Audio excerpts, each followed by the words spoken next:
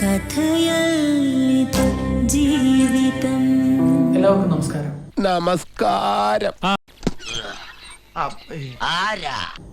എൻ്റെ പേര് നിഖിൽ കുര്യൻ. ഞാനൊരു കീബോർഡ് പ്ലെയർ ആണ്.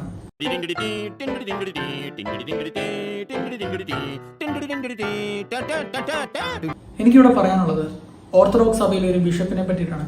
അയ്യോ പറയണ്ടേ? പേര് തൽക്കാലം ഞാൻ പറയുന്നില്ല. അത് തുറന്ന് പറയാൻ എന്താ ഇത്ര മടി? ഞാനിവിടെ പറയാൻ പോകുന്നത് ആ ഒരു പർട്ടിക്കുലർ വ്യക്തിയെ പറ്റി മാത്രമാണ്. ഒന്നും മടിക്കാതെ തുറന്ന് പറയൂ. ഞാൻ ആ ഒരു വ്യക്തിയെ പറ്റി മാത്രം, ആ വ്യക്തിയിൽ നിന്നും എനിക്കുണ്ടായ ഒരു മോശം അനുഭവം മാത്രമാണ് ഞാനിവിടെ പറയുന്നത്. നമ്മൾ നോർമലി കാണാറുണ്ട്, നമ്മൾ എസ്പെഷ്യലി ഒരു ബിഷപ്പിനെ പറ്റിയാണ് പറയുന്നതെങ്കിൽ അവർ എന്തിനെ റെപ്രസെന്റ് ചെയ്യുന്നു, അവർ സഭയെ മുഴുവനായിട്ടോ അല്ലെങ്കിൽ ആ പൊസിഷനിലുള്ളവരെ ജനറലി കുറ്റപ്പെടുത്തുന്ന ഒരു പ്രവണത നമ്മൾ കാണുന്നുണ്ട്. ഞാൻ പറയുന്നത് ഈ ഒരു പർട്ടിക്കുലർ വ്യക്തിയെ കുറിച്ച് മാത്രം, ഈ ഒരു പർട്ടിക്കുലർ വ്യക്തിയിൽ നിന്നും എനിക്കുണ്ടായ മോശമായ അനുഭവം മാത്രമാണ് ഞാനിവിടെ പറയാൻ ശ്രമിക്കുന്നത്. ഈ കഴിഞ്ഞ മെയ് 26-ാം തീയതി ഇടുക്കിയിലെ ഒരു ഓർത്തഡോക്സ് പള്ളിയിൽ എനിക്കൊരു കല്യാണ കൊയറുണ്ടായിരുന്നു. പള്ളി കൊയറിന് വേണ്ടി ഞാൻ രാവിലെ എത്തി. 10 മണിക്ക് എത്തണമെന്ന് പറഞ്ഞു. കൃത്യം 10 മണിയായപ്പോൾ തന്നെ ഞാൻ പള്ളിയിലെത്തി. ഞാൻ പള്ളിയിലേക്ക് എത്തുന്ന സമയം തന്നെ ഈ വിവാഹത്തിന്റെ മുഖ്യ കാർമ്മികനായിട്ടുള്ള ഈ ബിഷപ്പിനെ നമുക്ക് തൽക്കാലം യൂഷ്വലി നമ്മൾ എക്സ് എന്നൊക്കെ പറയുന്ന ഒരാളെ പറയാൻ എളുപ്പത്തിൽ എനിക്ക് പെട്ടെന്ന് പേര് പറയാൻ ഞാൻ ആഗ്രഹിക്കാത്തതുണ്ട്. സോറി, അത് മാത്രമേ ചോദിക്കരുത്. വെടിക്കെട്ട് പത്ര ശശിയായിട്ട് ഞാൻ വാക്ക് കൊടുത്താണ്. എന്റെ നാമം നിങ്ങളെ പേര് കേൾക്കില്ല.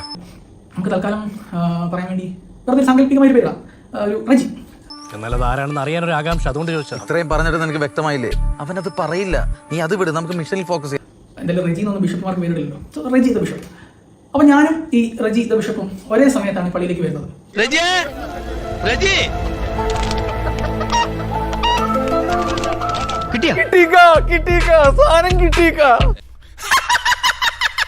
അവന്റെ കളി നമ്മളോടാ. ആളെ ഇപ്പൊ കിട്ടും, അറിയോ? വാ കാണാം. ആളിനെ അകത്ത് കിട്ടിയിട്ടുണ്ട്. അവിടെ നിൽക്കുക, വേറെ ആരുമില്ല.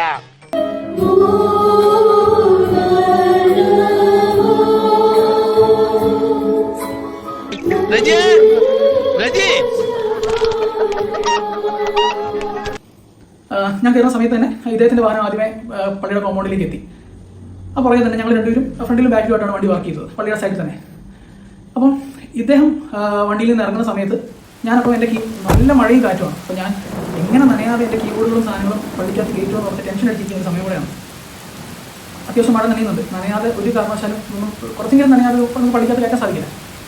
അപ്പോൾ ഞാൻ ഓരോ സാധനങ്ങളായിട്ട് എടുക്കുന്നു. അപ്പോൾ ഈ സമയം കൊണ്ട് ഈ ബിഷപ്പ് പള്ളിക്ക് അകത്തേക്ക് കയറുന്നുണ്ട്. ഞാനത് കാണുന്നുണ്ട്. ഞാൻ കീബോർഡ് എടുത്തുകൊണ്ട് ചെല്ലുമ്പോൾ എനിക്ക് തോന്നുന്നത് ഈ ബിഷപ്പ് പള്ളിയുടെ ഫ്രണ്ടിൽ നിൽക്കുന്നു. പിന്നെ സ്റ്റാൻഡ് എടുത്തുകൊണ്ട് ചെല്ലുമ്പോൾ പള്ളിയുടെ ബാക്കിലായിട്ട് നിൽക്കുന്നു. പിന്നെ യു പി എസ് എടുത്തുകൊണ്ട് ചെല്ലുമ്പോൾ അദ്ദേഹം ഏകദേശം ഒരു നടുഭാഗത്തായിട്ട്. അപ്പോൾ ഞാൻ ഓർത്തു, ഏറ്റവും ലാസ്റ്റ് യു പി എസ് എടുത്തപ്പോഴെങ്കിലും ഞാൻ ഓർത്തു ഒരു ബിഷപ്പല്ലേ, നമുക്ക് ഒന്ന് നോക്കുകയാണെന്ന് നോക്കി ചിരിച്ചേക്കാമെന്ന് വിചാരിച്ചു. ഞാൻ നോക്കാൻ ശ്രമിച്ചിട്ടൊന്നും ഇദ്ദേഹം എന്നെ നോക്കുന്നില്ല. നോർമലി നമ്മുടെ മുമ്പിൽ കൂടെ ഒരാൾ പോകുമ്പോൾ നമ്മൾ വെറുതെ ആണെങ്കിലും ഒന്ന് നോക്കുമല്ലോ എന്നാണ് എൻ്റെ ഒരു വിശ്വാസം. അപ്പോൾ അപ്പോൾ അങ്ങനെ നോക്കിയിരുന്നെങ്കിൽ ഒന്ന് ചിരിക്കാമായിരുന്നു എന്ന് കരുതിയാണ് ഞാൻ നോക്കിയത്. പക്ഷേ അദ്ദേഹം നോക്കിയില്ല. ഇത് തീർന്നില്ലേ? അപ്പോൾ ഞാൻ കീബോർഡെല്ലാം സെറ്റ് ചെയ്തു. അപ്പോൾ എൻ്റെ ഒരു ലക്ഷ്യം എന്ന് പറയുന്നത് കാരണം ബിഷപ്പ് കൂടെ വന്ന സ്ഥിതിക്ക് കല്യാണം വളരെ പെട്ടെന്ന് തന്നെ തുടങ്ങും. ഒട്ടും ലാഗ് ഉണ്ടാകത്തില്ല. കാരണം ഈ ബ്രൈഡിൻ്റെ ഗ്രൂമിൻ്റെ ഒക്കെ സ്ഥലം അടുത്ത് തന്നെ ആയതുകൊണ്ട് അവർ പെട്ടെന്ന് വരും, വേറെ മറ്റു ലാഗുകളൊന്നും ഉണ്ടാവില്ല. അപ്പോൾ എൻ്റെ ഒരു ലക്ഷ്യം എന്ന് പറഞ്ഞാൽ എത്രയും പെട്ടെന്ന് സെറ്റ് ചെയ്യുക, സൗണ്ട് ചെക്ക് ചെയ്യുക, പ്രോപ്പറായിട്ട് സൗണ്ട് ചെക്ക് ചെയ്യുക. കാരണം എന്തെങ്കിലും ചെയ്തു വെക്കാൻ പറ്റത്തില്ല. എന്ത് പഠിക്കുന്നവരായിക്കോട്ടെ, പന്തൽ പഠിക്കുന്നവരായാലും ശരി, പട്ടി പഠിക്കാമെന്നവരായാലും ശരി, ചെയ്യുന്ന പണി വെടിപ്പായിട്ട് ചെയ്യണം. മനസ്സും കരങ്ങളും ഒരേ സ്ഥലത്ത് നിലനിർത്തണം. എന്നല്ലേ പ്രമാണം വലിപ്പ. കാരണം അതുപോലെ മ്യൂസിക്കലി നോളജ് ഉള്ള ഫാമിലിയും അതുപോലെ മ്യൂസിക്കായിട്ട് റിലേറ്റഡ് ആളുകളാണ്. അപ്പോൾ അവർക്ക് ഏറ്റവും ബെസ്റ്റ് തന്നെ ഇത്രയും ദൂരം തന്നെ വിളിച്ചു വരുത്തിയതാണ്. അപ്പോൾ അവർക്ക് കൊടുക്കേണ്ടത് ഏറ്റവും ബെസ്റ്റ് എക്സ്പീരിയൻസ് തന്നെയാണ്. അപ്പം പ്രോപ്പറായിട്ട് സൗണ്ട് ചെക്ക് ചെയ്ത് ഏറ്റവും ബെസ്റ്റ് ടോൺ കിട്ടി ചെയ്യണമെന്നുള്ള ആഗ്രഹത്തിലാണ് ഒരു മിനിറ്റ് പോലും പാഴാക്കാതെ ഞാൻ കീബോർഡ് സെറ്റ് ചെയ്തതും സൗണ്ട് ചെക്ക് സ്റ്റാർട്ട് ചെയ്തതുമല്ല. ഞാൻ കീബോർഡ് സെറ്റ് ചെയ്തു. ഞാൻ യൂഷ്വലി ചെയ്യുന്നൊരു കാര്യം, എൻ്റെ പ്രോഗ്രാം ഇൻസ്ട്രുമെന്റൽ ഫ്യൂഷൻ ആണെന്നുണ്ടെങ്കിൽ യൂഷ്വലി നമ്മൾ ഡി മേജർ, അതായത് ഈ ഒരു സ്കെയിലാണ് യൂഷ്വലി, അല്ലെങ്കിൽ ഡി മേജർ അല്ലെങ്കിൽ ഡി മൈനർ, ഈ ഒരു സ്കെയിലായിരിക്കും ഈ വയലിൻ ഫ്യൂഷൻ പോലത്തെ പ്രോഗ്രാംസ് പോകുന്നത്. അപ്പോൾ സൗണ്ട് ചെക്കിന് തന്നെ ആദ്യമേ ഈ ഒരു കോഡ് വായിച്ചായിരിക്കും ഞാൻ ചെക്ക് ചെയ്യുന്നത്. അത് കല്യാണക്കോയറാണെങ്കിൽ നോർമലി കല്യാണക്കോയറുകൾ പോകുന്ന ഒരു സ്കെയിൽ എന്ന് പറയുന്നത് എഫ് മൈനർ ആണ്. ഒരു മജോറിറ്റി ഓഫ് ടീമും പ്രിഫർ ചെയ്യുന്ന ഒരു സ്കെയിൽ എന്ന് പറയുന്നത് എഫ് മൈനർ ആണ്. അപ്പോൾ ഞാൻ കീബോർഡ് സെറ്റ് ചെയ്തിട്ട് ഈ എഫ് മൈനർ കോഡ് വായിച്ചാൽ കൊള്ളാലോ നീ. ആ കോഡും അതിന്റെ ബേസ് നോട്ട് മുതൽ ഹയർ ഒക്ടേവ് വരെയുള്ള നോട്ട്സ് വായിച്ച്, കാരണം എല്ലാ രീതിയിലും ചെക്ക് ചെയ്ത് ഫ്രീക്വൻസി, അതായത് എല്ലാ ഫ്രീക്വൻസിയും ഓക്കെ ആയിരിക്കണം, ടോൺ ഓക്കെ ആയിരിക്കണം എന്നുള്ള ആഗ്രഹത്തിൽ വെറുതെ 2 കോഡ് വായിച്ച് നിർത്താതെ ചെക്ക് ചെയ്തുകൊണ്ടേയിരുന്നു. അതും ഞാൻ ചെക്ക് ചെയ്യുന്ന സമയത്ത് എൻ്റെ കൂടെ പാടാൻ ഉള്ള ഒരു ഷമാശനും കുറച്ച് ബ്രദർമാരും അവരാ കൂടെ നിൽപ്പുണ്ടായിരുന്നു. അപ്പോൾ ഞാൻ എന്തായാലും ചെക്ക് ചെയ്യണമല്ലോ. അപ്പോൾ അവരോട് നമുക്കൊന്ന് പ്രാക്ടീസ് കൂടെ ചെയ്തേക്കാന്ന് ഓർത്ത് ഞാൻ ചെക്ക് ചെയ്യുന്ന കൂട്ടത്തിൽ ഒരു പാട്ട് പാടാൻ തുടങ്ങി. അതായത് ഈ കല്യാണക്കോയറിൻ്റെ പാട്ടുകൾ പാടാൻ തുടങ്ങി. പാട്ടുകളോട് പാടാൻ തുടങ്ങിയപ്പോൾ ഈ ബിഷപ്പ് ഹൈക്കലയിൽ നിന്നുകൊണ്ട് വളരെ വളരെ സീരിയസ് ആയിട്ടുള്ളൊരു മുഖത്തോടെ വളരെ റൂഡായിട്ടുള്ളൊരു മുഖത്തോടു കൂടി ഇങ്ങനെ കാണിച്ചു. അപ്പോൾ എനിക്ക് മനസ്സിലായി സൗണ്ട് ഇനി കൂടിപ്പോയതുകൊണ്ടാണോ. ഞാനപ്പം ഞാൻ സ്റ്റോപ്പ് ചെയ്തു, സൗണ്ട് ചെക്ക് സ്റ്റോപ്പ് ചെയ്തു. ആക്ച്വലി ഞാൻ ഉദ്ദേശിച്ച ആ റിസൾട്ട് എനിക്ക് കിട്ടിയില്ലെങ്കിൽ പോലും, ആ ടോണിലോട്ട് എത്തിയില്ലെങ്കിൽ പോലും തിരുമേനി പറഞ്ഞതല്ലേ എന്ന് പറഞ്ഞാൽ അത് സ്റ്റോപ്പ് ചെയ്തു. അത് കഴിഞ്ഞ് കുറച്ച് സമയം കഴിഞ്ഞ് ഞാൻ ഡോക്ടറോട് തിരിഞ്ഞിരിക്കുന്ന സമയത്താണ് ആരോ വെട്ടനെ വിളിപ്പിച്ചു. ആ വിളിപ്പിച്ചതിലൊരു ട്വിസ്റ്റ് ഉണ്ട്. അത് ഞാൻ പിന്നീടാണ് ഞാനത് അറിഞ്ഞത്. വിളിപ്പിക്കാൻ വേണ്ടി ഉപയോഗിച്ചൊരു വാക്ക്, ഒരു ബിഷപ്പിന്റെ വായിൽ നിന്ന് വന്നൊരു വാക്ക്, അത് ഞാൻ ലാസ്റ്റ് പറയാം, കാരണം ഞാനും അത് പിന്നീടാണ് അറിയുന്നത്. അങ്ങനെ എന്നെ വിളിപ്പിച്ച് ഞാൻ അടുത്ത് ചെന്നു. പാതി എന്നോട് പറഞ്ഞത് ഇങ്ങോട്ട് മാറി നിൽക്കാനാണ് പറയുന്നത്. എനിക്കത് കേട്ടപ്പോൾ ഈ പോലീസ് സ്റ്റേഷനിലൊക്കെ പോലീസുകാർ പ്രതികളോട് പറയത്തില്ലേ ഇങ്ങോട്ട് മാറി നിൽക്കടാ എന്ന് പറയത്തില്ലേ എന്ന് പറയുന്ന പോലെ നമ്മുടെ നാട്ടിലൊരു പെറ്റി കേസിന് അറസ്റ്റ് ചെയ്ത പ്രതിയെ നിങ്ങൾ എന്ത് പറഞ്ഞോട് മാറ്റി നിർത്താറ്? എന്താ പറയുന്നത്? യാതൊരു പരിചയമില്ലാത്ത, എന്റെ മേൽ യാതൊരു അധികാരവും ഇല്ലാത്തൊരു വ്യക്തി എന്നോട് വളരെ റൂഡായിട്ട് ഇങ്ങോട്ട് മാറി നിൽക്കുക നിന്നു. എന്നിട്ട് ആദ്യമേ തന്നെ ചോദിക്കുന്നത്, ഒരു പൂച്ചയുടെ മുമ്പിൽ ഒരു കഷ്ണം ഉണക്കമീനും ഒരു കഷ്ണം പച്ചമീനും വെക്കുന്നു. പൂച്ച ആദ്യം ഏത് മീൻ തിന്നും? ഞാൻ ആദ്യമേ തന്നെ പറഞ്ഞത് ഞാൻ ഇങ്ങനെ കാണിച്ചത് സൗണ്ട് കുറയ്ക്കാനല്ല, പിച്ച് കുറയ്ക്കാനാണ്. എനിക്ക് മനസ്സിലായില്ല, കാരണം ഞാൻ ഒരു സൗണ്ട് ചെക്കാണ് ചെയ്തത്. സൗണ്ട് ചെക്കിന് എനിക്ക് ഒരു പള്ളിക്കുള്ളിൽ വായിക്കാവുന്ന എന്തും വായിച്ചൂടെ? നമ്മളെന്തായാലും സിനിമാ പാട്ടുകളൊന്നും അല്ലല്ലോ വായിച്ചത് സൗണ്ട് ചെക്കിന്. ഞാൻ സൗണ്ട് ചെക്കിന് ഞാൻ മുമ്പേ കാണിച്ചു പോലെ ഈ F മൈനർ കോഡാണ് വായിച്ചത്. ആ ഒരു കോഡിലാണ് നോർമലി കല്യാണക്കുറകൾ സ്റ്റാർട്ട് ചെയ്യുന്നത്. ഇനി അങ്ങനെയല്ല, നമ്മൾ സ്റ്റാർട്ട് ചെയ്തിട്ടും ഇവർക്ക് പിച്ച് അല്ലെങ്കിൽ നമ്മളോട് ഈ പിച്ച് വേണ്ട ഇന്ന പിച്ച് വേണമെന്ന് പറയുവാണെങ്കിൽ നമ്മൾ ആസ്ക് ചെയ്യില്ല. അതൊക്കെ സർവീസ് സ്റ്റാർട്ട് ചെയ്ത് വേണ്ടിയുള്ള കാര്യമാണ്. സൗണ്ട് ചെക്കിന് എൻ്റെ കീബോർഡിന്റെ സൗണ്ട് ചെക്ക് ചെയ്യാൻ എനിക്ക് ഏത് കോഡും വായിച്ചൂടെ? അപ്പോൾ ആദ്യമേ തന്നെ ചോദിച്ചത് ഇത്രയും പിച്ചിലാണോ വായിക്കുന്നത്, ഏത് സ്കെയിലാണ് വായിച്ചത്? ഞാൻ പറഞ്ഞു F മൈനറാണ്. അതെങ്ങനെ തീരുമാനിച്ചു എന്ന് ചോദിച്ചു. ഞാൻ പറഞ്ഞു നോർമലി കല്യാണക്കുറകൾ F മൈനറിലാണ് പോകുന്നത്. നോർമലി എങ്ങനെയാണെന്ന് വെച്ചാൽ അതിനെല്ലാം എല്ലാത്തിനും ഒരു ഉടക്ക രീതിയിലുള്ള സംസാരം. പിന്നെ അത് ഞാൻ പറഞ്ഞത് മാത്രമല്ല, ഇത് വെറും സൗണ്ട് ചെക്ക് മാത്രമായിരുന്നു എന്ന് പറഞ്ഞു. അപ്പോൾ പറഞ്ഞു സൗണ്ട് ചെക്ക് ആണെങ്കിലും എന്താണെങ്കിലും ഞാനിത് കേട്ടിട്ടല്ലേ ചൊല്ലേണ്ടത്. എന്നിട്ട് ഇടുക്കിയിലൊക്കെ ഇങ്ങനെയാണോ? ഞാൻ ഇടുക്കിക്കാരനാണെന്ന് തിരിച്ചായിരിക്കും ചോദിച്ചത്. ഇടുക്കിയിലൊക്കെ ഇങ്ങനെയാണോ? അപ്പോൾ എന്നോട് ചോദിച്ചു ഏത് പള്ളിയാണ്? ഞാൻ പള്ളി പറഞ്ഞു. ആ പള്ളിയിൽ ഏത് കുടുംബത്തിലെയാണ്? അത് ഞാൻ പറഞ്ഞു. അതിനുശേഷം ചോദിക്കുന്നത് സൗണ്ടും മ്യൂസിക്കും തമ്മിലുള്ള വ്യത്യാസം എന്താണെന്ന് ചോദിച്ചു. അപ്പോൾ ആദ്യം മുമ്പ് ചോദിച്ചത് പിച്ച് കൂട്ടുന്നതാണോ സംഗീതം, പിച്ച് കൂട്ടുന്നതാണോ മ്യൂസിക് എന്ന് ചോദിച്ചു. ഞാൻ പറഞ്ഞു അപ്പം ബാക്കിൽ നിന്ന് കുറേ പേരെ കാണിക്കുന്നുണ്ട്, അല്ല എന്ത് പറഞ്ഞു കൊടുക്കണമെന്ന് ബാക്കിൽ നിന്ന് കുറേ പേരെ കാണിക്കുന്നുണ്ട്. അപ്പം ഞാൻ പറഞ്ഞു ആ പിച്ച് കൂട്ടുന്നതല്ല, ഓക്കെ അല്ല മ്യൂസിക് സൗണ്ട് തമ്മിലുള്ള ഡിഫറൻസ് എന്താണെന്ന് ചോദിച്ചു. ഞാൻ പറഞ്ഞു എനിക്ക് പെട്ടെന്ന് വായി വന്നു. ഞാൻ പറഞ്ഞു നമ്മൾ ഇതിനൊന്നും പ്രിപ്പയർഡ് അല്ലല്ലോ. ഞാൻ പറഞ്ഞു സൗണ്ടിന് ട്യൂൺ ഉണ്ടായിരിക്കില്ല, മ്യൂസിക്കിന് ട്യൂൺ ഉണ്ടായിരിക്കും. പഴത്തിൽ തൊലിയുണ്ടെന്ന് കരുതി പഴം പൊരിക്കൽ തൊലിയുണ്ടെന്ന് തെറ്റിദ്ധരിക്കരുത്. അപ്പോൾ എനിക്ക് എന്ത് മനസ്സിൽ വന്നത് ഞാൻ പറഞ്ഞു. അപ്പം എന്നോട് ചോദിച്ചു അല്ല അപ്പം എന്നോട് പറയുന്നത് ഇത്രയും പറഞ്ഞു കഴിഞ്ഞപ്പോൾ എന്നോട് പറയുന്നത് ഞാൻ വെസ്റ്റേൺ മ്യൂസിക്കിലും ഈസ്റ്റേൺ മ്യൂസിക്കിലും റാങ്ക് ഹോൾഡറാണ്. അറിഞ്ഞില്ല, ഇത് ഞാൻ അറിഞ്ഞില്ല. ദേവിയുടെ കടാക്ഷം നിന്നിൽ ഇത്രത്തോളം ഉണ്ടെന്ന് അച്ഛൻ അറിഞ്ഞില്ല. അതുപോലെ ഒരു മെത്രാപ്പൊലീത്ത ഇന്ന് ഈ സഭയിൽ വേറെ ഇല്ല, ഔട്ട് ഓഫ് നോവർ.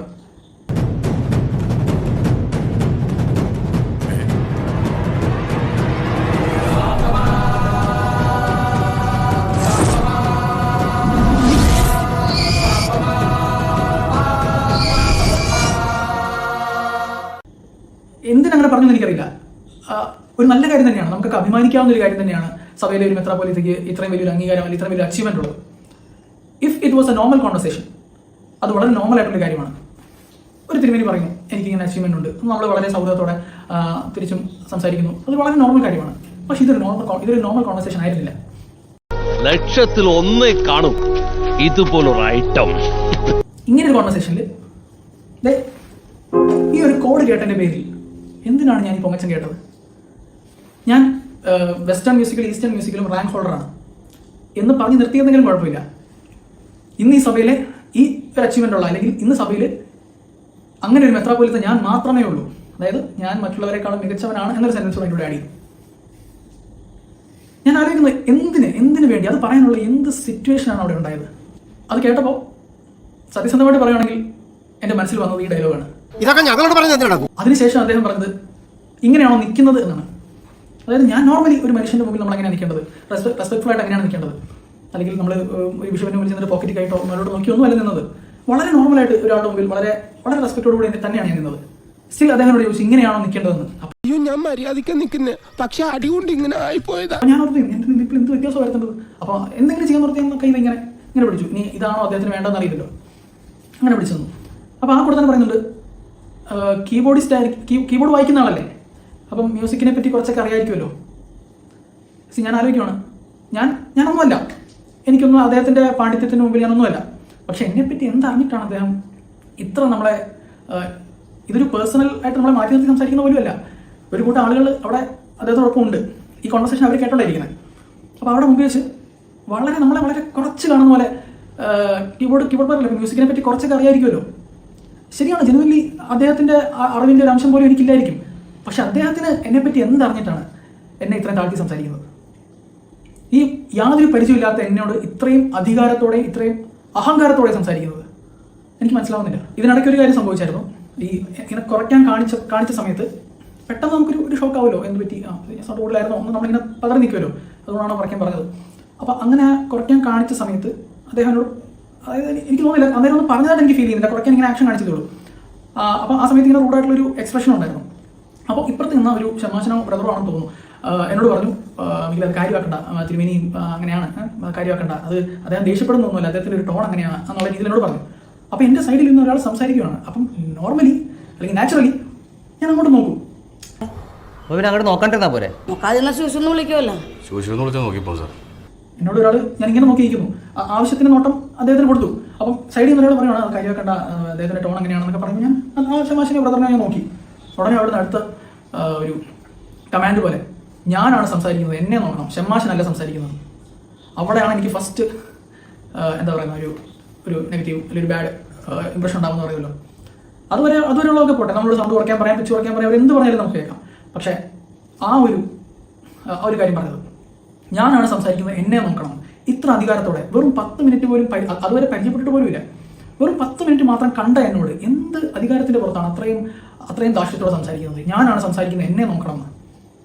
ഞാനാണിവിടെ അധികാരി, എല്ലാവർക്കും മേലാവി, ഞാനാണിവിടെ അധികാരി, എല്ലാവർക്കും മേലാവി. അതാണ് എനിക്കുണ്ടായ ഫസ്റ്റ് അനുഭവം. അപ്പോൾ അതുവരെ ഞാൻ കരുതിയിരുന്നത്, ഞാൻ ഇതെല്ലാം കേൾക്കുന്നത് ഈ ഒരു ഒറ്റ കോഡിന്റെ പുറത്താണോ എന്ന് ഓർത്ത് ഞാനിങ്ങനെ വളരെ കൺഫ്യൂസ്ഡ് ആയിട്ടിരിക്കുമായിരുന്നു. അപ്പോഴാണ് പയ്യെ ദ റിയൽ റീസൺ അദ്ദേഹത്തിന്റെ വായിൽ നിന്ന് പുറത്തു വന്നു. എന്നോട് ചോദിച്ചു, നീ പള്ളിയിലേക്ക് കയറി വരുമ്പോൾ ഞാനിവിടെ ഇരിക്കുന്നത് നീ കണ്ടില്ലായിരുന്നു എന്ന് ചോദിച്ചു. അപ്പോഴാണ് എനിക്ക് അതിൻ്റെ യഥാർത്ഥ കാരണം മനസ്സിലായത്. ഞാൻ കൈമുത്താൻ ചെന്നില്ല. അതായിരുന്നു അദ്ദേഹത്തിൻ്റെ പ്രശ്നം.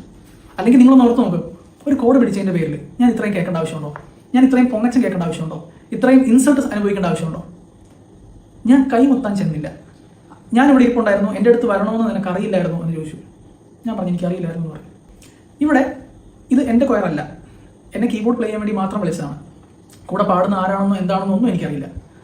അവിടെ എത്തുമ്പോഴാണ് നമ്മൾ, അല്ലെങ്കിൽ നമ്മൾ തലേദിവസം കുറച്ച് പേരായിട്ട് പ്രാക്ടീസ് ചെയ്തു ഈ വീട്ടിൽ വെച്ച്. വേറെ കൂടെ ആരൊക്കെ ഉണ്ട്, എന്താണ്, എങ്ങനെയാണെന്നൊന്നും നമുക്കറിയില്ല. ഞാൻ കീബോർഡ് പ്ലേ വേണ്ടി മാത്രം ചെന്നാണ് പള്ളിയിൽ. അപ്പോൾ അതുകൊണ്ട് തന്നെ എനിക്ക് അവിടെ ചെന്ന് ആരുടെയും പെർമിഷൻ ചോദിക്കേണ്ടതായിട്ടുള്ളൊരു ബാധ്യതയില്ല. അപ്പം ഞാൻ പറഞ്ഞു വന്നത്, ഇങ്ങനെ ഒരു നിയമമുണ്ട്, വികാരിയച്ഛനെ കണ്ട് സൗണ്ട് സെറ്റ് ചെയ്യുന്നതിന് മുമ്പേ പെർമിഷൻ ചോദിക്കാനുള്ളത്. ആ നിയമം എനിക്കറിയാം. പക്ഷേ പള്ളിയിലൊരു ബിഷപ്പ് സന്നിഹിതനാണെങ്കിൽ അദ്ദേഹത്തെ കണ്ട് അനുവാദം മേടിക്കണം എന്നൊരു നിയമം ഞാൻ എങ്ങും കേട്ടിട്ടില്ല. നിയമം അറിയില്ലെങ്കിൽ അത് പഠിക്കുക തന്നെ വേണം സാറേ. അദ്ദേഹം പറഞ്ഞത് ഞാനോട് ഇരിപ്പില്ലായിരുന്നു, എൻ്റെ അടുത്ത് വന്ന് ചോദിക്കണ്ടേ എന്നാണ്. എൻ്റെ അടുത്ത് വന്ന് ചോദിച്ചിട്ട് വേണം അതിൽ കൈവെക്കാനെന്നാണ് പറഞ്ഞത് കീബോർഡിൽ. അങ്ങനെ ഒരു നിയമം ഞാൻ എങ്ങും കണ്ടിട്ടില്ല. അല്ലായിരുന്നെങ്കിൽ ഞങ്ങൾ തമ്മിൽ ഇതിനു മുമ്പ് എവിടെയെങ്കിലും വെച്ച് കണ്ടിട്ടുണ്ടായിരുന്നെങ്കിൽ അന്ന് അദ്ദേഹം എന്നോട് പറഞ്ഞിട്ടുണ്ട്, ഇനി മുതൽ ഞാനുള്ള പള്ളികളിൽ വരുമ്പോൾ കീബോർഡ് സെറ്റ് ചെയ്യുന്നതിന് മുമ്പ് എന്നെ കണ്ട് പെർമിഷൻ മേടിക്കണം, എന്നോട് വന്ന് ചോദിക്കണം ഏത് പിച്ചിലാണ് സ്റ്റാർട്ട് ചെയ്യേണ്ടതെന്ന് ചോദിക്കണം എന്ന് പറഞ്ഞിരുന്നെങ്കിൽ ഉറപ്പായിട്ട് ഞാനത് ചെയ്തേനെ. 100% ഷുവറാണ്. പക്ഷെ ഞങ്ങൾ തമ്മിൽ ആദ്യമായിട്ടാണ് കാണുന്നത്. ടു ബി ഫ്രാങ്ക്, എനിക്ക് ഇദ്ദേഹം ആരാണെന്ന് പോലും അറിയില്ലായിരുന്നു. അല്ല, എനിക്ക് അറിയാൻ മേലാത്തോണ്ട് ചോദിക്കുക, താൻ ആരുവാ? മറയണ പൂരായണ പോവേ. തനിക്കൊരു വിചാരമുണ്ട് താ ഏതോ കോപ്പിലെ വലിയ രാജാവാണ്, താ ഒരു പുല്ലുമല്ല. ഇദ്ദേഹത്തെ കണ്ടപ്പോൾ എനിക്ക് മനസ്സിലായി, നമ്മൾ എവിടെയൊക്കെ കണ്ട ബിഷപ്പാണെങ്കിൽ റീസെന്റ് ബിഷപ്പായ അറോയുടെ പേരിൽ ഒരാളാണ് എന്ന് മനസ്സിലായി. ഇദ്ദേഹത്തിന്റെ പേര് പോലും എനിക്കറിയില്ല. ഈ സംഭവങ്ങളെല്ലാം കഴിഞ്ഞ് ഞാൻ അവിടെ നിന്ന് ശമാശമ്മയോട് ചോദിച്ചു, ഈ തിരുമേനിയുടെ പേരെന്താന്ന് ചോദിച്ചു. അപ്പോഴാണ് ഇദ്ദേഹം ആരാണെന്ന് എനിക്ക് മനസ്സിലാകുന്നത്. അപ്പോൾ ഇതിൽ നിന്ന് ഞാൻ ഇത്രയും പറഞ്ഞിൽ നിന്ന് നിങ്ങൾക്ക് എന്താണ് മനസ്സിലായത്? ഞാൻ പിടിച്ചൊരു കോഡിൽ നിന്നാണോ ഇത്രയും ഇൻസൾട്ടും അല്ലെങ്കിൽ ഇത്രയും പൊങ്ങച്ചോ എല്ലാം ഞാൻ കേൾക്കേണ്ട വന്നത്? അല്ല, ഇതെല്ലാം ഈഗോയിൽ നിന്ന് വന്നതാണ്. ഒരു ബിഷപ്പിൽ നിന്ന് ഇങ്ങനൊരു ഈഗോ നമ്മൾ പ്രതീക്ഷിക്കുന്നതാണോ? ഇവിടെ ഈ ബിഷപ്പ്, ഞാനൊരു സാങ്കല്പിക പേരിട്ടായിരുന്നല്ലോ, റെജി ദ ബിഷപ്പ്. വെറും സാങ്കല്പികമായ പേരാണ്, ജീവിച്ചിരിക്കുന്നവരുമായോ മരിച്ചവരുമായോ അതിൽ ബന്ധമില്ലാത്തൊരു പേര്. ഈ ബിഷപ്പിന്റെ ഈഗോ ഹട്ടായി. അതായത് ഒരു ബിഷപ്പ് പള്ളിയിൽ ഇരിക്കുമ്പോൾ ആര് വന്നാലും അദ്ദേഹത്തെ കണ്ട് കൈമുത്തിയിട്ട് വേണം കയറാൻ എന്ന ഒരു തരം. ഇതെല്ലാം ഓരോരുത്തരുടെയും പേഴ്സണൽ ചോയ്സാണ്. ടു ബി വെരി ഓണസ്റ്റ്, ഞാൻ അല്ലെങ്കിൽ എൻ്റെ പോളിസി അതിനെതിരാണ്. എനിക്ക് ഒരുപാട് പുരോഹിതരായിട്ടുള്ള വളരെ അടുത്ത ബന്ധമുള്ള ആളുകളുണ്ട്. ശരിക്കും നമ്മുടെ ചങ്ക് ഫ്രണ്ട്സ് എന്നൊക്കെ പറയുന്ന അത്ര തിക്ക് ഫ്രണ്ട്സ് ആയിട്ടുള്ള ഒരുപാട് അച്ഛന്മാരുണ്ട്. അവരെയൊക്കെ അല്ലെങ്കിൽ ആ ഒരു പുരോഹിതരെ കാണുന്ന പോലെ തന്നെയാണ് ഞാൻ ഈ ബിഷപ്പുമാരെ കാണുന്നത്. നമ്മളെല്ലാവരും മനുഷ്യരാണ്, ദയവ് ചെയ്ത് അത് മനസ്സിലാക്കുക.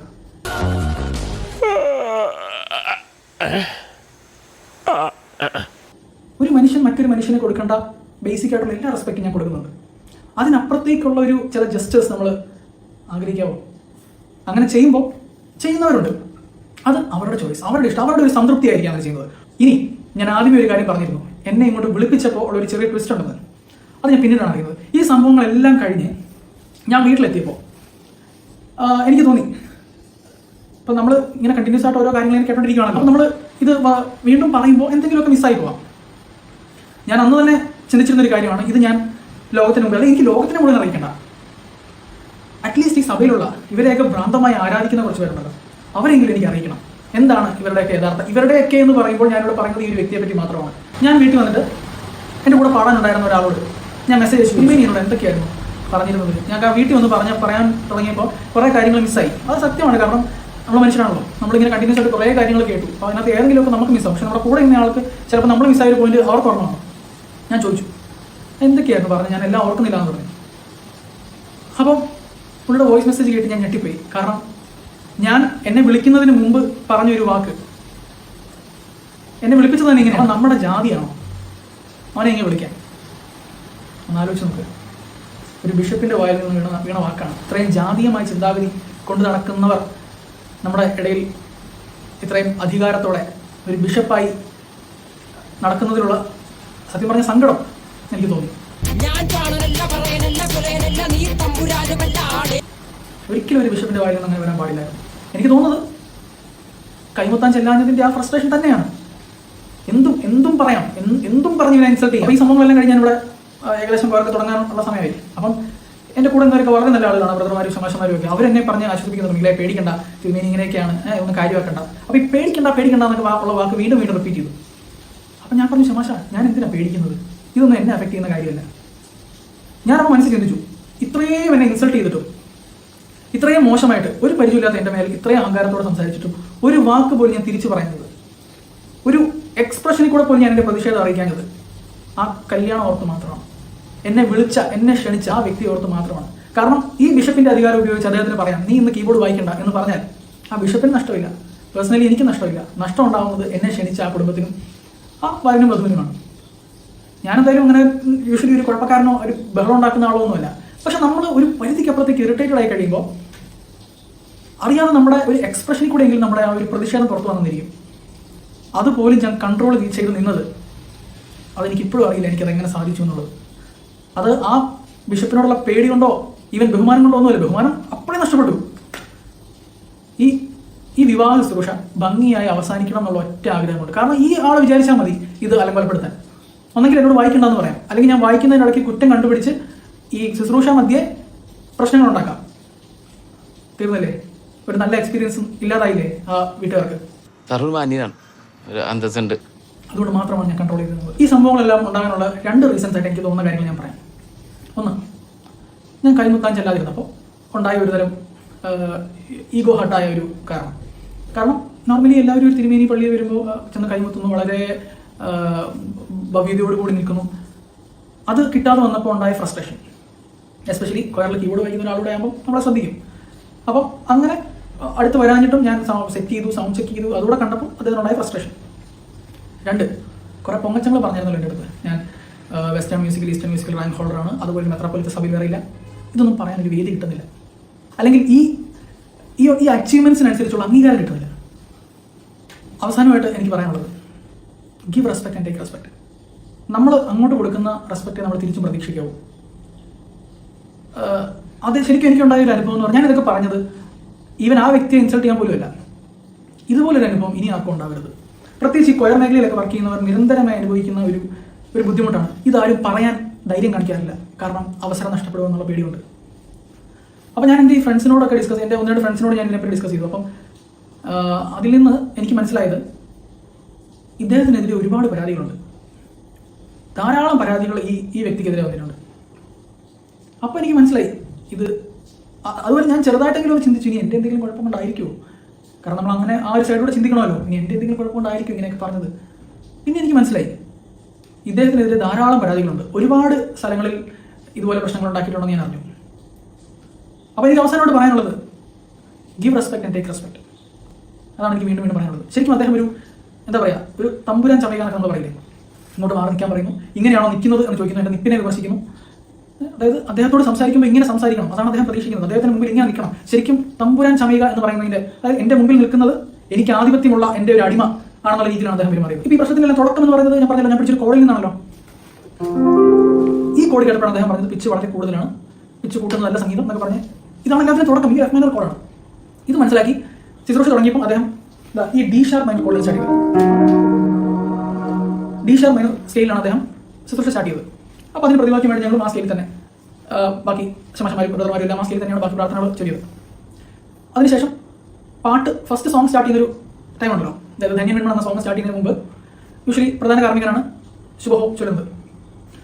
അപ്പം എല്ലാ കേസിലും ഇതുപോലെ പിച്ച് ചേഞ്ച് ചെയ്യാറുണ്ട്, അവർ അവരുടെ ഇഷ്ടത്തിൽ പിച്ച് ചേഞ്ച് ചെയ്യാറുണ്ട്. അപ്പം നമ്മൾ സ്റ്റാർട്ട് ചെയ്യുന്ന ഒരു ഹയർ പിച്ചിലാണെങ്കിൽ മേ ബി അവർ സ്റ്റാർട്ട് ചെയ്യുന്ന ഒരു ലോവർ പിച്ചിലായിരിക്കും, ഇനി ലോവർ പിച്ചിലാണെങ്കിൽ അവരുടെ ഇഷ്ടത്തിന് അവർ ഹയർ പിച്ചിലേക്ക് മാറും. അത് വളരെ നാച്ചുറൽ ആയിട്ടുള്ള കാര്യമാണ്. പക്ഷേ ഇവിടെ ഈ എഫ് മൈനറിനെ ചൊല്ലി തുടങ്ങിയ ഒരു കോൺവെർസേഷനിൽ ഈ ഡി ഷാർപ്പ് മൈനറിൽ നിന്ന് സ്റ്റാർട്ട് ചെയ്ത ഞങ്ങൾ എൻഡ് ചെയ്തപ്പോൾ അദ്ദേഹം ശുഭഹോ ചൊല്ലിയത് ഏത് കോഡിന്റെ പേരിലാണോ അദ്ദേഹം പ്രശ്നം ഉണ്ടാക്കിയത്, ആ സെയിം എഫ് മൈനർ കോഡിലാണ്. ആ എഫ് മൈനറിലോടാണ് അദ്ദേഹം ഡയറക്റ്റ് ശുഭഹോ ഷിഫ്റ്റ് ചെയ്തത്. അപ്പം തന്നെ ഞാൻ ആ സെക്കൻഡ് തന്നെ ഞാൻ ഓർത്തു, എന്നിട്ടാണ് ഞാൻ ഇതെല്ലാം കേൾക്കേണ്ട വന്നതെന്ന്. പോട്ടെ, അങ്ങനെ ശുശ്രൂഷ എഫ് മൈനർ പോയിക്കൊണ്ടിരിക്കുന്നു, മേജർ അതിന്റെ റിലേറ്റീവ് മേജറായ ഡി ഷാർപ്പ് മൈനറിൽ പോയിക്കൊണ്ടിരിക്കുന്നു. അങ്ങനെ പോയി വീണ്ടും മൈനറിലോട് സമയം പോലെ വീണ്ടും മൈനറിലേക്ക് വരുന്നു. അതിനുശേഷം ഗ്രാജുവലി അദ്ദേഹം എഫ് ഷാർപ്പ് മൈനറിലേക്ക് പോകുന്നു. അതായത് എഫിന്റെ ഹാഫ് നോട്ട് മുകളിലുള്ള എഫ് ഷാർപ്പ് മൈനറിലേക്ക് പോകുന്നു. ഇത് പിച്ച് കൂട്ടുന്നതാണോ മ്യൂസിക് എന്ന് ചോദിച്ചാണേ. ഓക്കെ, ഇതെല്ലാം കഴിഞ്ഞ് കിരീടം പാടുന്ന സമയമായപ്പോൾ ജി മൈനറിലോട്ട്. ഇതൊന്നും ഞാൻ പിച്ച് സ്കെയിൽ കൊടുത്ത് പിടിച്ചിട്ടല്ല, സ്വയമേ ചെയ്യുന്ന കാര്യമാണ്. ഇതിലൊന്നും യാതൊരു തെറ്റുമില്ല. അദ്ദേഹത്തിന്റെ ഇഷ്ടം, അദ്ദേഹത്തിന്റെ അധികാരം, അദ്ദേഹത്തിന്റെ സൗകര്യം ഏത് പിച്ചിൽ ചെയ്യണമെന്നുള്ളത്. പക്ഷേ എന്നോട് പിച്ച് കൂട്ടുന്നതാണോ സംഗീതം എന്ന് ചോദിച്ചാൽ അതേ വ്യക്തിയിൽ നിന്ന് ഇങ്ങനെ ഉണ്ടാകുമ്പോൾ എനിക്ക് കുറച്ച് സമയം ഉണ്ടായിരുന്നെങ്കിൽ ഈ കല്യാണം കഴിഞ്ഞപ്പോൾ ഞാൻ ചോദിച്ചേനെ, തിരുമേനി പിച്ച് കൂട്ടുന്നതാണോ മ്യൂസിക് എന്ന് ചോദിച്ചിട്ട് നമ്മൾ ഏത് പിച്ചിലാണ് തുടങ്ങിയത്, ഏത് പിച്ചിലാണ് അവസാനിപ്പിച്ചതെന്ന് ആത്മാർത്ഥമായിട്ട് ഞാൻ ആലോചിച്ചിരുന്നു. പക്ഷേ ഞാനവിടെ വന്ന് എൻ്റെ ജോലി ചെയ്യാൻ, എൻ്റെ ജോലി എന്ന് പറഞ്ഞാൽ കീബോർഡ് വായിക്കാനുള്ളതാണ്. ഞാൻ എൻ്റെ ജോലി തീർത്ത് ഈ കൊയർ തീരുമ്പോൾ തന്നെ ഈ ലാസ്റ്റ് സോങ് വായിക്കാൻ വേണ്ടി ടൈമില്ല, അപ്പുറത്ത് ഹോളിൽ പോയി കീബോർഡ് സെറ്റ് ചെയ്യണം. അങ്ങനെ പോകേണ്ടതുകൊണ്ട് എനിക്ക് ഇതുവരെ കാണാൻ പറ്റില്ല. അല്ലെങ്കിൽ ഉറപ്പായിട്ടും ഞാൻ വളരെ ഡീസൻ്റ് ആയിട്ട്, വളരെ മാന്യമായി, എന്നോട് എത്ര മാന്യത ഇല്ലാതെ പെരുമാറിയ ആളാണെന്ന് പറഞ്ഞെങ്കിലും ഞാൻ മാന്യമായിട്ട് ഞാൻ ചോദിച്ചാൽ, തിരുമേനി നമ്മൾ ഏത് പിച്ചിലാണ് തുടങ്ങിയത്, ഏത് പിച്ചിൽ അവസാനിപ്പിച്ചത്, തിരുമേനി പറഞ്ഞത് പിച്ച് കൂട്ടുന്നില്ല അല്ലല്ലോ മ്യൂസിക് എന്നല്ലേ പറഞ്ഞത് എന്ന് ചോദിച്ചേനെ. കാരണം ഞാനെന്തിനാണ് പേടിക്കുന്നത്, ഞാൻ എന്തിനാണ് അവരെ പേടിക്കുന്നത്? എന്നോട് എന്തെങ്കിലും ദേഷ്യം തോന്നി കളയാൻ എനിക്ക് സ്ഥാനങ്ങളൊന്നും ഇല്ലല്ലോ, എൻ്റെ സ്ഥാനം കളയാനൊന്നും പേടിക്കാൻ പറ്റില്ലല്ലോ. ഞാൻ ചോദിച്ചാൽ പക്ഷേ എനിക്ക് അതിനുള്ള സമയമില്ലായിരുന്നു. ഈ വീഡിയോ അദ്ദേഹത്തിലേക്ക് എത്തുമെന്നാണ് ഞാൻ പ്രതീക്ഷിക്കുന്നത്. എനിക്ക് എല്ലാവരും പറയാനുള്ള കാര്യം, ഞാൻ ഈ കൊയർ ചെയ്ത് ജീവിക്കുന്ന ഓരോരുത്തരുടെയും ഒരു റെപ്രസെൻറ്റേറ്റീവ് എന്ന നിലയിൽ ഞാൻ പറയണം, തളരരുത് രാമൻകുട്ടി, തളരരുത്. കലാകാരനല്ലാത്തവരെ സമൂഹം അംഗീകരിക്കില്ല. നീ സമാധാനിക്കും. ദയവ് ഇത് ജോലി ചെയ്യാൻ വരുമ്പോൾ നിങ്ങൾ ഉപദ്രവിക്കരുത്. ഞങ്ങൾ ഞങ്ങളുടെ ജോലി ചെയ്തിട്ട് അത് ആ ചെയ്യുന്ന ജോലിയിൽ എന്തെങ്കിലും തെറ്റുണ്ടെങ്കിൽ അത് പറയാനുള്ള, ചൂണ്ടിക്കാണിക്കാനുള്ള എല്ലാ അധികാരവും നിങ്ങൾക്കുണ്ട്. അതിൽ യാതൊരു തെറ്റില്ല. നിങ്ങൾ ചെയ്ത് ശരിയായില്ല എന്ന് പറഞ്ഞാൽ അതനുസരിച്ച് കറക്റ്റ് ചെയ്യാനുള്ള ബാധ്യത ഞങ്ങൾക്കുണ്ട്. പക്ഷേ നിങ്ങളുടെ ഫ്രസ്ട്രേഷൻ തീർക്കാനുള്ള ഒരു ടൂളാക്കി ഞങ്ങൾ കാണരുത്. ഇത് എല്ലാ കൊയലുകാരുടെയും പേരിൽ ഞാൻ എൻ്റെ റിക്വസ്റ്റ് ആയിട്ട് കണ്ടാൽ മതി. Thank you.